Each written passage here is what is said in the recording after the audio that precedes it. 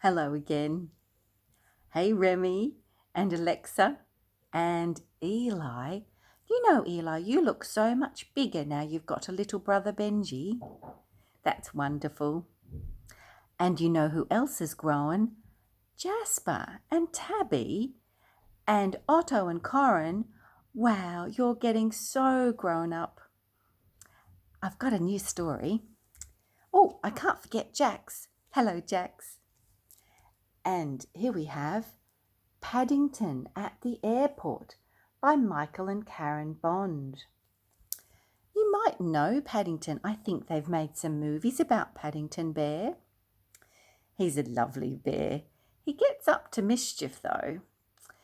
Maybe you could get your teddy bear and we can read the story with the teddy bears. Let's see what Paddington gets up to at the airport. One day, the Brown family set off for France for their holiday. Paddington was so excited.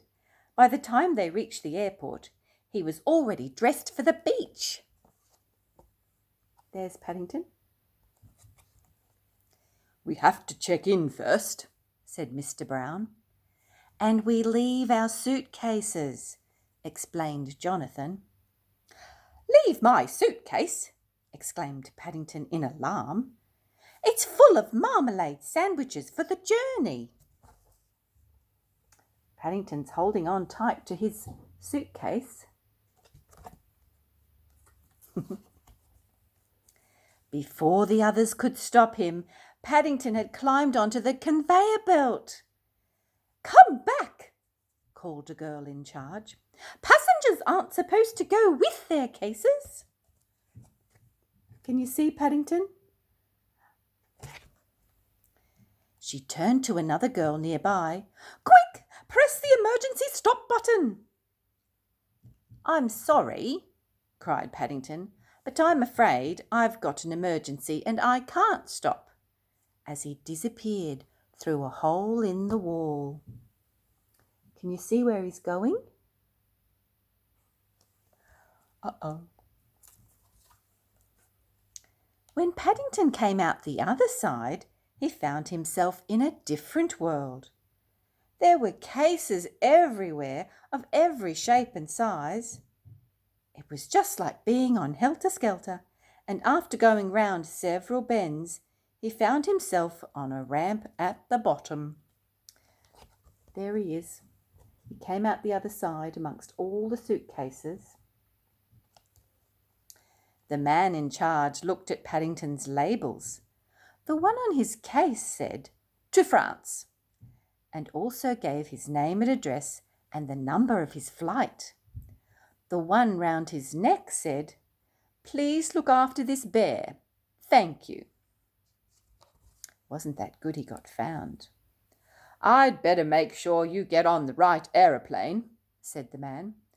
"Put your case on that truck." He helped Paddington onto the waiting truck and then climbed on too, just to make sure he didn't fall off and get lost again. There he is on the truck. What a helpful man. Paddington had never seen so many aeroplanes before, and he was very grateful. Without the man's help, he would never have found the right one. "You'd better not get into the hold with all the other luggage," said the man. "Aeroplanes fly very high, and you'll get icicles on your whiskers." And he showed Paddington to a special lift. You see Paddington going up the lift to the aeroplane.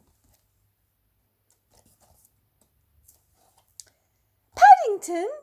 exclaimed Mrs. Brown. "However did you get here? We've been looking everywhere." "I came in through the tradesman's entrance," said Paddington. "It's much the quickest way." "I'm very glad I put labels on everything," said Paddington, as he checked his safety belt to make sure it was done up properly.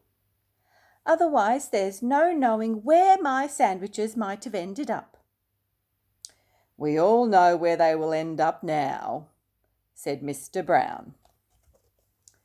Can you see Paddington? He's climbing on the chairs. And what's he doing? Yes, he's eating his sandwiches, his lovely marmalade sandwiches. I hope you enjoyed that story too. Bye, children.